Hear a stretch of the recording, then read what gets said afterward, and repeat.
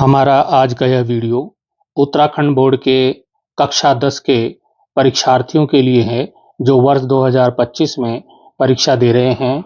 आज के वीडियो में हम कक्षा 10 विज्ञान विषय के सैंपल पेपर को यहाँ पर हल करेंगे, जिसका कोड है 033।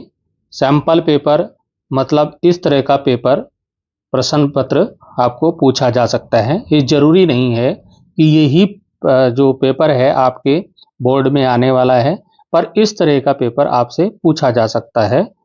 ऐसे प्रश्न पत्र को प्रतिदर्श प्रश्न पत्र कहा जाता है। तो आइए देखते हैं किस तरह का पेपर आपके पास आ सकता है। प्रश्न पत्र का समय 3 घंटे का होगा और इसका जो थ्योरी का जो पूर्णांक है, मैक्सिमम मार्क्स है, वो 80 नंबर का ये पेपर होने वाला है। और इस प्रश्न पत्र में कुल 30 प्रश्न पूछे जाएंगे जो कि अनिवार्य हैं। प्रश्न संख्या 1 जो है वो बहुविकल्पीय होगी। इस प्रश्न के प्रत्येक खंड के उत्तर में 4 विकल्प आपको दिए जाएंगे और सही विकल्प अपनी उत्तर पुस्तिका में आपको लिखना होगा। प्रश्न संख्या 2 से 9 तक निश्चित उत्तरीय प्रश्न होंगे। प्रश्न संख्या 1 का प्रत्येक खंड 1 अंक का होगा और प्रश्न संख्या 2 से 9 तक एक अंक के प्रश्न होंगे। और प्रश्न संख्या 10 से 15 तक 2 अंकों के प्रश्न होंगे और प्रश्न संख्या 16 से 23 तक 3 अंकों के प्रश्न तथा 24 से 30 तक 4 अंकों के प्रश्न पूछे जाएंगे। आइए पहला प्रश्न देखते हैं। पहला प्रश्न है, इस प्रश्न के प्रत्येक खंड के उत्तर में 4 विकल्प दिए गए हैं, सही विकल्प अपनी उत्तर पुस्तिका में लिखना है। तो पहला प्रश्न है, त्रिसहसंयोजक आबंध इसमें पाया जाता है। तो 4 उत्तर आपके दिए हैं, मैं सीधा उत्तर आपको बताऊंगा। इसका जो उत्तर है ये वाला सही है, C3H6 ये वाला सही है। आपका प्रश्न पत्र हिंदी और अंग्रेजी दोनों भाषाओं में होगा, तो आप हिंदी में उत्तर देना चाहें तो हिंदी में दे सकते हैं और इंग्लिश में भी इसमें प्रश्न दिए रहेंगे, दोनों भाषाओं में अनुवाद होगा। दूसरा प्रश्न है, आयरन के गैल्वेनीकरण की प्रक्रिया में आयरन पर परत चढ़ाने के लिए प्रयुक्त धातु, इसका उत्तर हो जाएगा जिंक धातु। पहले का जो ग प्रश्न है, वह जीव जिसमें जनन काय में कोई उभार विकसित होकर नया जीव बन जाता है, कौन सा है? Amoeba, paramecium, Rhizopus, yeast. 4 उत्तर आपको दिए गए हैं और सही उत्तर है यीस्ट। अगला खंड हमारा है, किसी कोशिका के कोशिका द्रव्य में वायवीय और अवायवीय दोनों ही श्वसनों में ग्लूकोज के विखंडन के आरंभ में कौन सा अणु उत्पन्न होता है? तो इसका सही उत्तर ये वाला हो जाएगा पायरूवेट। आप विकल्प देख लीजिए, उत्तर ये हो जाएगा सही। नेक्स्ट क्वेश्चन है, किसी बिंब का अवतल दर्पण द्वारा बना प्रतिबिंब आभासी, सीधा या बिंब से बड़ा पाया गया, तो इसकी स्थिति कहाँ होनी चाहिए? तो इसकी स्थिति है दर्पण के ध्रुव और मुख्य फोकस के बीच, ये इसका उत्तर हो जाएगा। अगला खंड देखेंगे, खंड है, मानव नेत्र के किस भाग पर किसी वस्तु का प्रतिबिंब बनता है? तो ये दृष्टिपटल पर बनता है, ये इसका उत्तर हो जाएगा दृष्टिपटल। हमारा नेक्स्ट क्वेश्चन है, निम्नलिखित में से कौन सा पद विद्युत परिपथ में विद्युत शक्ति को निरूपित करता है? 4 विकल्प आपके सामने दिए गए हैं, इसमें से जो सही विकल्प है वो है सेकंड वाला, IR²। अगला प्रश्न आपके सामने है, निम्नलिखित में से कौन आहार श्रृंखला का निर्माण करते हैं? आहार श्रृंखला मतलब खाद्य श्रृंखला, या जिसको अंग्रेजी में बोलते हैं फूड चेन का जो निर्माण करते हैं, वो सही कौन से हैं वो बताना है। 4 विकल्प आपके सामने यहाँ पे दिए हैं, इसमें जो सही विकल्प है वो है घास, बकरी, शेर। घास को बकरी ने खाया और बकरी को शेर ने खाया, तो इस तरह से ये खाद्य श्रृंखला बन जाती है। दूसरे प्रश्न पे चलेंगे। दूसरा प्रश्न है, H ब्रैकेट में AQ है, आयन की सांद्रता का विलयन की प्रकृति पर क्या प्रभाव पड़ता है? तो इसका उत्तर हो जाएगा, इस आयन की सांद्रता से विलयन की प्रकृति प्रभावित होती है। यह प्रश्न निश्चित उत्तरीय प्रश्न है। तो प्रश्न जो तीसरा है वो तीसरा प्रश्न है कि कौन सी धातु आसानी से संक्षारित नहीं होती? तो स्वर्ण और प्लेटिनम आसानी से संक्षारित नहीं होते। चौथा प्रश्न है, धातु को उसके ऑक्साइड से प्राप्त करने के लिए किस रासायनिक प्रक्रम का प्रयोग किया जाता है? तो धातु को ऑक्साइड से प्राप्त करने हेतु विध्रुवण और कार्बन ह्रास विधियां प्रयोग में होती हैं, लाई जाती हैं। पांचवा प्रश्न है, मस्तिष्क का कौन सा भाग शरीर की स्थिति तथा संतुलन का अनुरक्षण करता है? तो इसका उत्तर हो जाएगा मस्तिष्क का सेरिबेलम शरीर की स्थिति और संतुलन बनाए रखता है। अगला प्रश्न है कि नेत्र की समंजन क्षमता से क्या अभिप्राय है? तो इसका उत्तर हो जाएगा नेत्र की समंजन क्षमता से आशय निकट व दूर की वस्तुओं पर ध्यान केंद्रित करने की क्षमता है। प्रश्न संख्या 7 है, क्या आप डिटर्जेंट का उपयोग कर बता सकते हैं कि कोई जल कठोर अथवा नहीं है? तो कठोर जल में डिटर्जेंट झाग बनाता है जबकि साबुन नहीं बनाता है। 8वां प्रश्न है, विद्युत धारा की माप किस यंत्र द्वारा की जाती है? तो अमीटर के द्वारा विद्युत धारा की माप की जाती है। 9वां प्रश्न है, पोसी स्तर क्या है? तो पोसी स्तर ऊर्जा प्रवाह के विभिन्न स्तर को दर्शाते हैं। हमारा 10वां प्रश्न है कि प्रकाश संश्लेषण की प्रक्रिया के समय होने वाली घटनाओं को उचित क्रम में सूची बनाइए। तो इसको घटनाएं हो सकती हैं, सबसे पहले प्रकाश ऊर्जा का अवशोषण होता है, उसके बाद जल का विघटन, रासायनिक ऊर्जा में परिवर्तन, फिर कार्बन डाइऑक्साइड का उपचयन, फिर ग्लूकोज का संश्लेषण होता है। प्रश्न संख्या 11 जो है, निम्नलिखित की इलेक्ट्रॉन बिंदु संरचना क्या होगी? एक तो है एथेनोइक अम्ल और दूसरा है H2S। तो इनकी इलेक्ट्रॉन बिंदु संरचना क्या है, आइए देखते हैं। एथेनोइक अम्ल जो होता है उसका जो सूत्र है वो है CH3COOH और इसका जो इलेक्ट्रॉन बिंदु संरचना ये आपके सामने चित्र में दिखाई गई है, इसको आप देख लीजिए। और या फिर आपको इस तरह भी इसको लिख सकते हैं, यहाँ पर CC बीच में है और एक H इधर है, इधर O है और इधर H है और इधर H है, इधर H है, इधर O है। तो इस तरह से भी आप इसको चित्र को बना सकते हैं। H2S की जो बिंदु संरचना है, इलेक्ट्रॉन बिंदु संरचना, वो इस प्रकार से इस चित्र के अनुसार बनेगी और इस तरह से आप उसको लिख सकते हैं।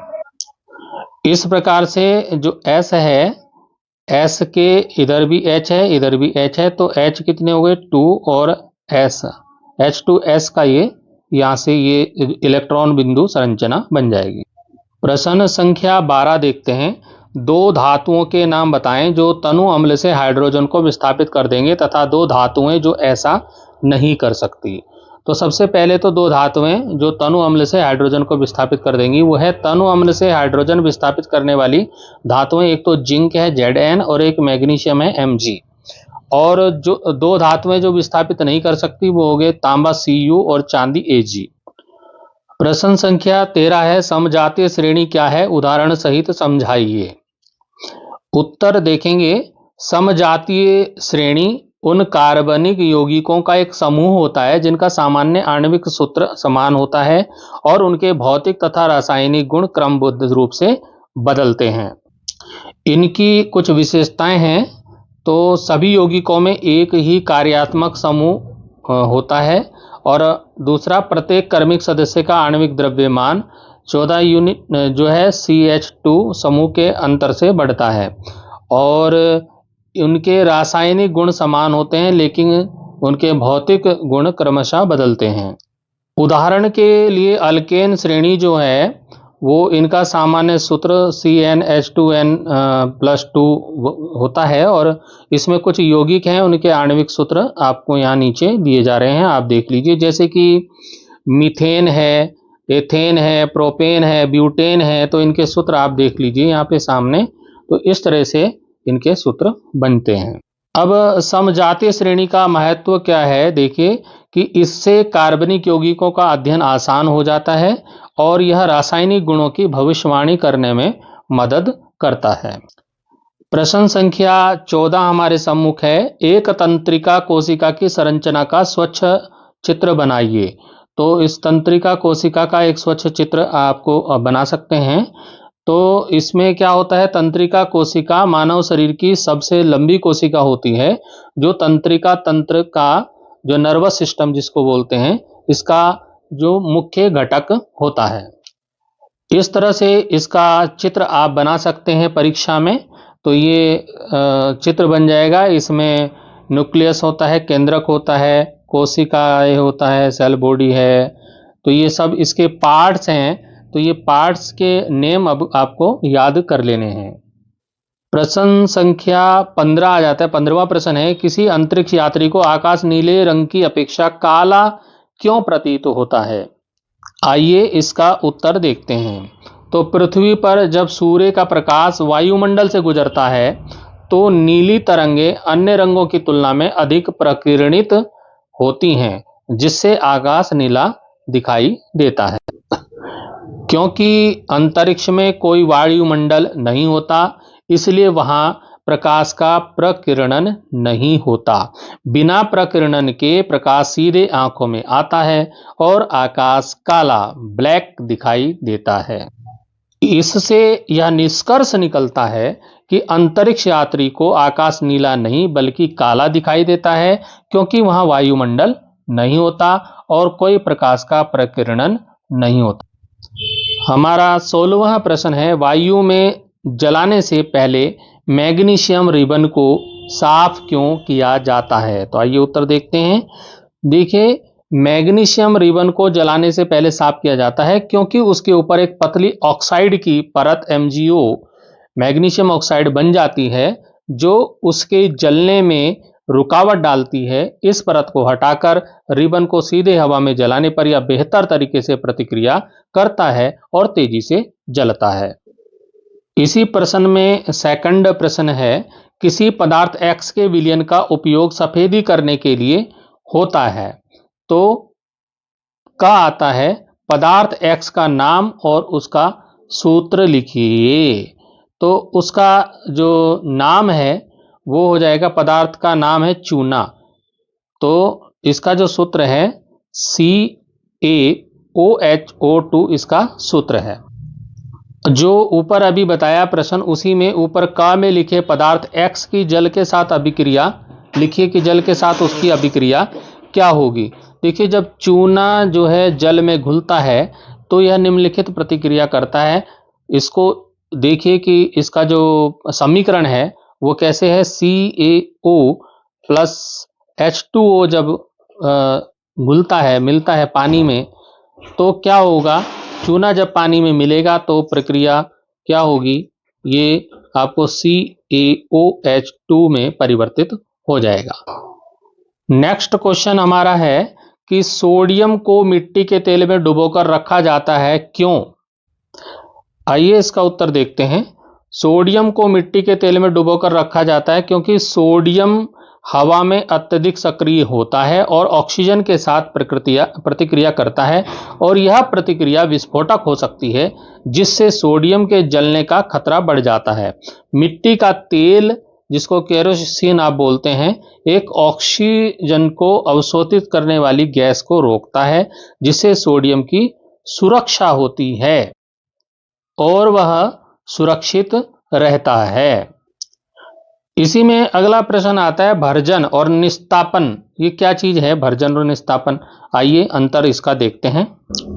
भर्जन अर्थात जो रोस्टिंग है वो क्या होता है? भर्जन एक उच्च तापमान पर किसी धातु के अयस्क को हवा में गर्म करने की प्रक्रिया है, ताकि उसमें से अवांछनीय तत्वों को हटाकर धातु के ऑक्साइड को प्राप्त किया जा सके।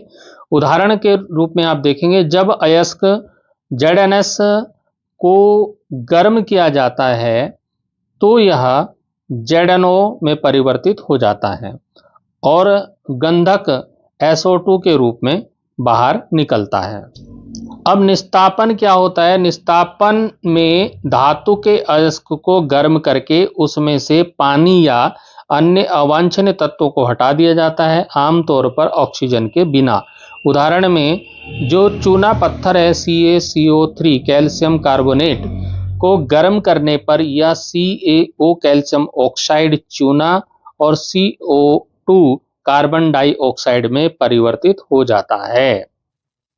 18वां प्रश्न है हमारा कि पुष्प की अनुदैर्ध्य काट का स्वच्छ चित्र बनाइए तथा उसमें निम्नलिखित भागों को अंकित कीजिए। जो भाग उसमें अंकित करने हैं तो वो उसमें पेपर में लिखे होंगे, आपको कौन से भाग उसमें अंकित कर रहे हैं। हम उत्तर देखते हैं इसका कि किस प्रकार से पुष्प के अनुदैर्ध्य काट का चित्र आप बना सकते हैं। ये इस तरह से चित्र आप बना सकते हैं, आपके सामने चित्र है और इसमें इनका नामांकन भी करना है, आपको नामकरण करना है। ये वर्तिकाग्र है, वर्तिका है, स्त्रीकेसर है, अंडाशय है, बाह्य दल है, दल पंखुड़ी है, तंतु है, परागकोश है। तो ये सब नाम इनका करना है आपने। तो जो इसमें परागकोश होता है यह पुरुष का अंग होता है जो पराग का निर्माण करता है, और इसमें जो वर्तिकाग्र दिखाया गया है यह स्त्री अंग होता है जहाँ पराग पहुंचता है। और इसी में जो अंडाशय आपने दिखाया है यह वह स्थान होता है जहाँ बीजाणु एक्स होते हैं और निषेचन के बाद बीजों का विकास होता है। इसी तरह से आपके पास और मैंने अथवा करके अगला प्रश्न हो सकता है, मतलब तो या तो वो चित्र बना दीजिए या दूसरा चित्र आपके पास आ जाएगा, मानव श्वसन तंत्र का स्वच्छ चित्र बनाइए। तो इसको भी आप बना सकते हैं और उसमें जो भागों को अंकित करना है, जैसे कि आप पुष्प के अनुदैर्ध्य काट में आपने किया है, उसी तरह से मानव श्वसन तंत्र का भी स्वच्छ चित्र बनाकर उसमें भी आपको कुछ भाग उसके चित्र में आपको प्रदर्शित करने हैं। तो मानव स्वतंत्र तंत्र के जो भाग होते हैं कौन कौन से, वो मैं आपको बताता हूँ। चित्र आप अब बना लीजिएगा, परीक्षा में यदि आया तो आप प्रैक्टिस करके जाइएगा। तो इसमें जो एक भाग होता है श्वास नली होता है, यह वायु मार्ग होता है जो हवा को फेफड़ों तक पहुंचाता है। दूसरा इसमें कृषि का होता है, ये छोटे छोटे कक्ष होते हैं जहां रक्त में गैसों का आदान प्रदान होता है। फिर इसमें लंग्स होते हैं जिसको फुसफुस बोलते हैं, यह मुख्य अंग होता है जिसमें ऑक्सीजन का अवशोषण और कार्बन डाइऑक्साइड का उत्सर्जन होता है। 19वें प्रश्न में पहला प्रश्न है कि पादप हार्मोन्स क्या है। तो ये पादप हार्मोन्स क्या होते हैं? पादप हार्मोन्स वह रासायनिक पदार्थ होते हैं जो पौधों की वृद्धि, विकास और अन्य जैविक क्रियाओं को नियंत्रित करते हैं। उदाहरण के तौर पर ऑक्सिन, गिबरेलिन, साइटोकिनिन, एथिलीन प्रमुख पादप हार्मोन्स होते हैं। इसी में सेकंड प्रश्न है कि अनैच्छिक क्रियाएं तथा प्रतिवर्ती क्रियाएं एक दूसरे से किस प्रकार भिन्न होती हैं। तो जो अनैच्छिक क्रियाएं हैं उसको समझिए कि अनैच्छिक है, मतलब अपनी इच्छा से आप उनको चेंज नहीं कर सकते, तो अनैच्छिक है। तो ये वे क्रियाएं होती हैं जो हमारे मनोबल से परे हैं, हमारे बल से परे, हम इनको रोक वो नहीं कर सकते, मतलब ज़्यादा इनको कंट्रोल नहीं कर सकते। जैसे कि हृदय की धड़कन या श्वसन, आपका सांस अंदर लेना बाहर छोड़ना, आपका ये हमेशा चलता रहता है, इन्हें हम नियंत्रित नहीं कर सकते, इसलिए इसको बोलते हैं अनैच्छिक क्रियाएं। अब दूसरी जो आती है प्रतिवर्ती क्रियाएं। प्रतिवर्ती क्रियाएं क्या है? Reflex action.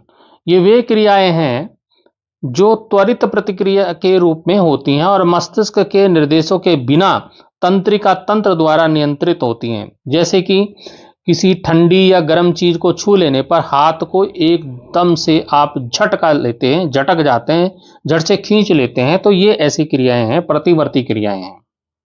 20वें प्रश्न में चलेंगे, विद्युत धारा द्वारा प्रदत्त ऊर्जा की दर का निर्धारण कैसे किया जाता है।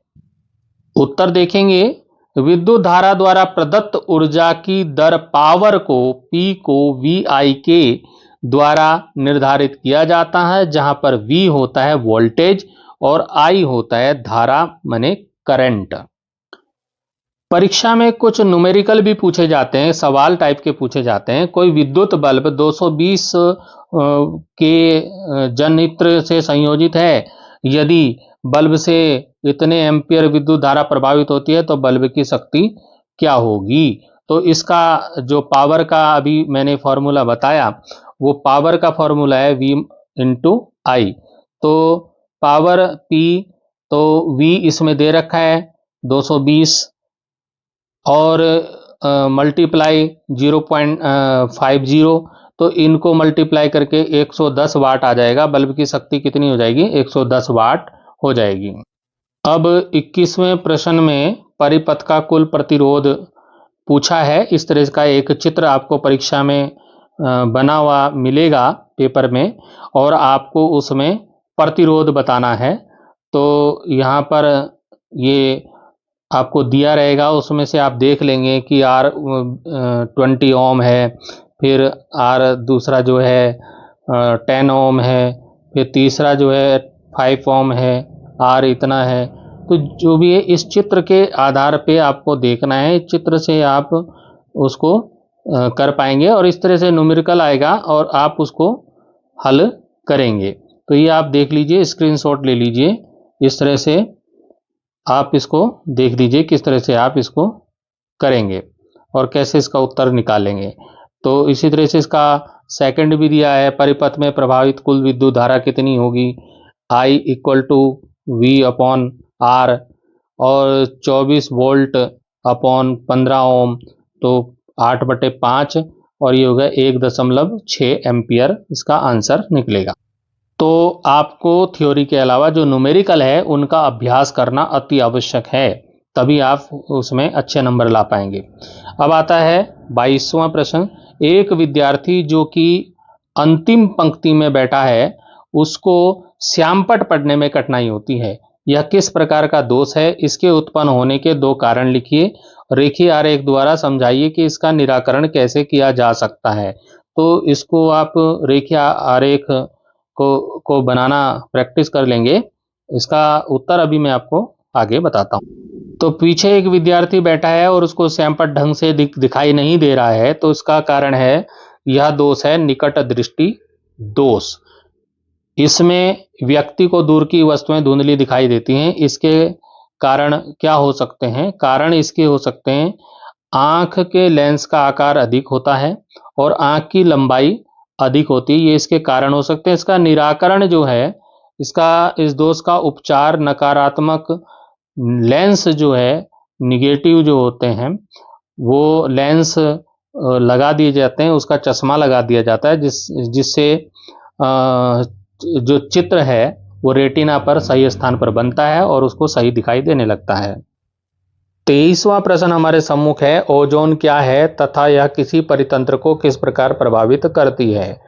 तो उसका उत्तर हम देखेंगे कि ओजोन जो है वो एक गैस है। ओजोन क्या है? एक गैस है जो पृथ्वी की वायुमंडल में O3 के रूप में पाई जाती है।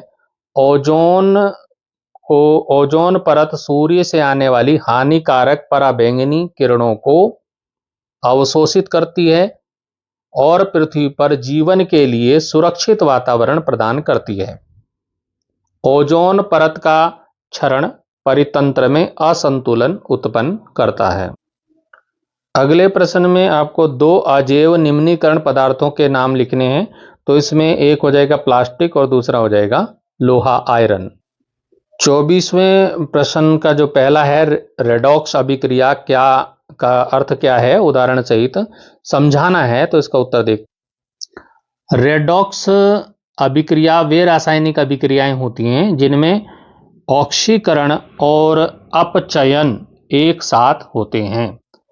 अब ये ऑक्सीकरण और अपचयन क्या होते हैं, इसे देख लिए। ऑक्सीकरण जो वो होता है जब कोई पदार्थ ऑक्सीजन ग्रहण करता है या इलेक्ट्रॉन खोता है, और अपचयन जब कोई पदार्थ ऑक्सीजन त्यागता है या इलेक्ट्रॉन प्राप्त करता है, तो उसे अपचयन कहते हैं।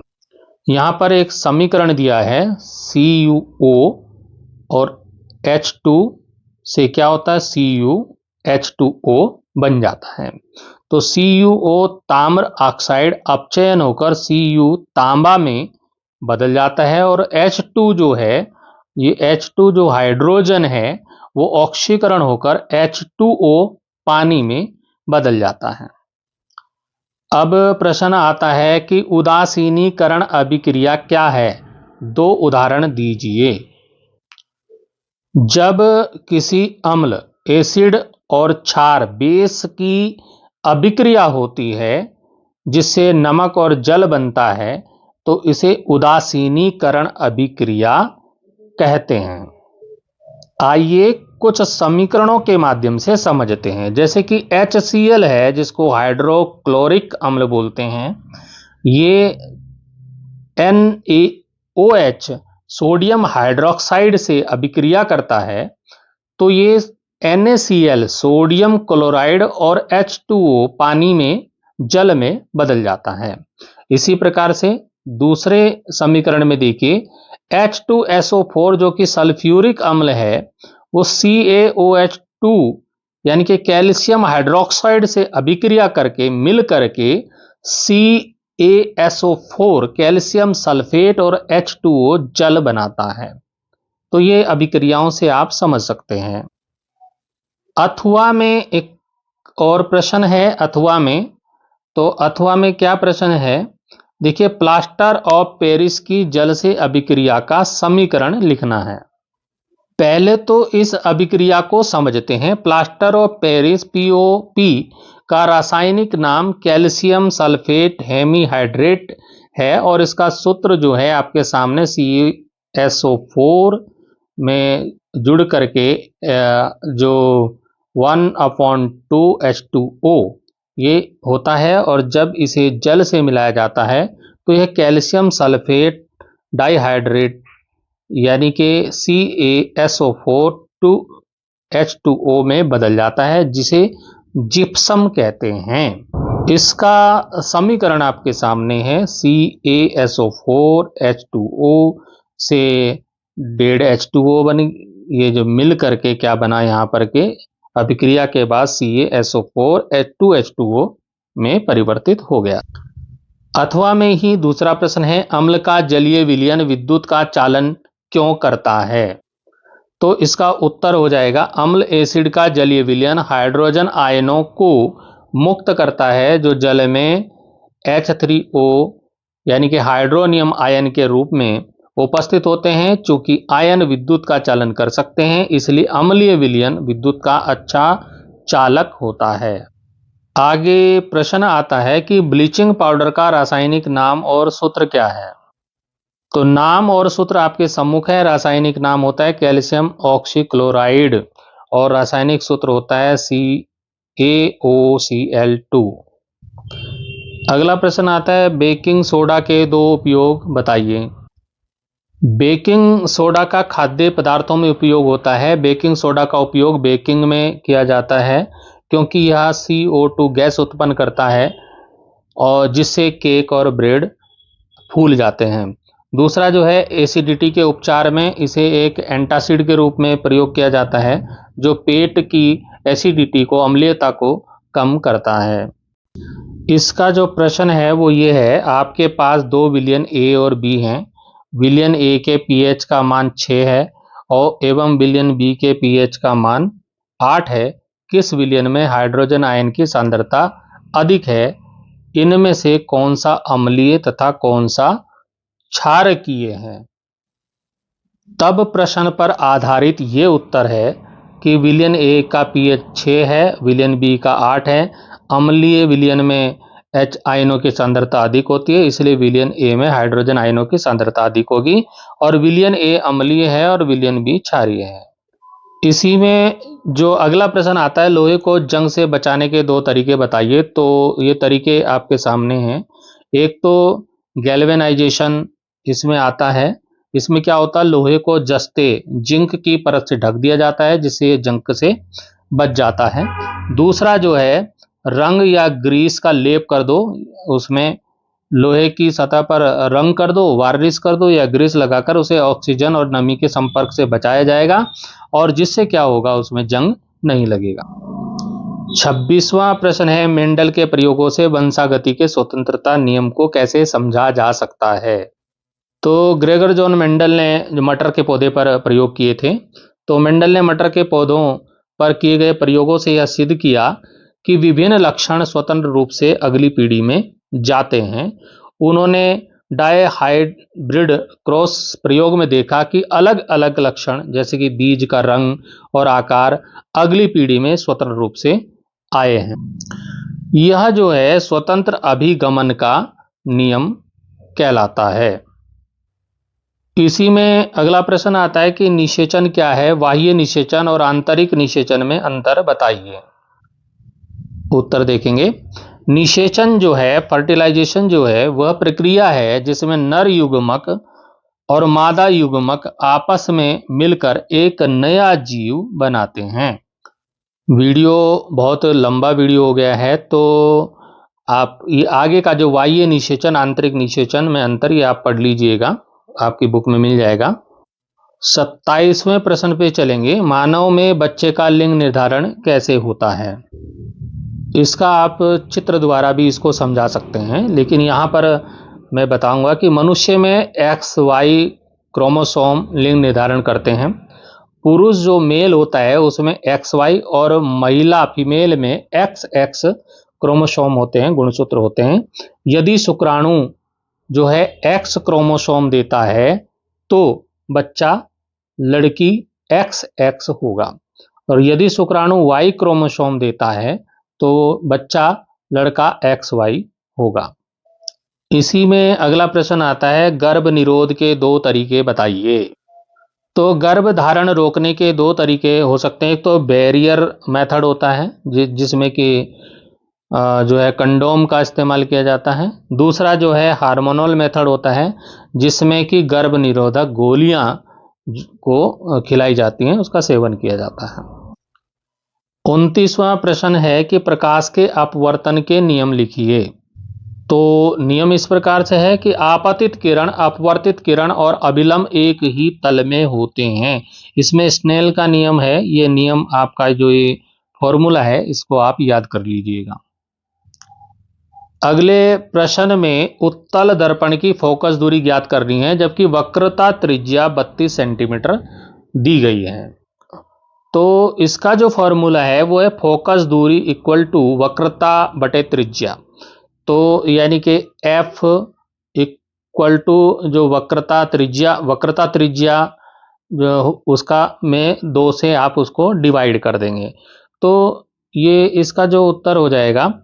यानी कि F जब हम निकालेंगे तो 32/2 और 2 से इसको डिवाइड करेंगे, यानी कि 16 सेंटीमीटर इसका उत्तर हो जाएगा। यहाँ पे 16 सेंटीमीटर उत्तर ये दिया है।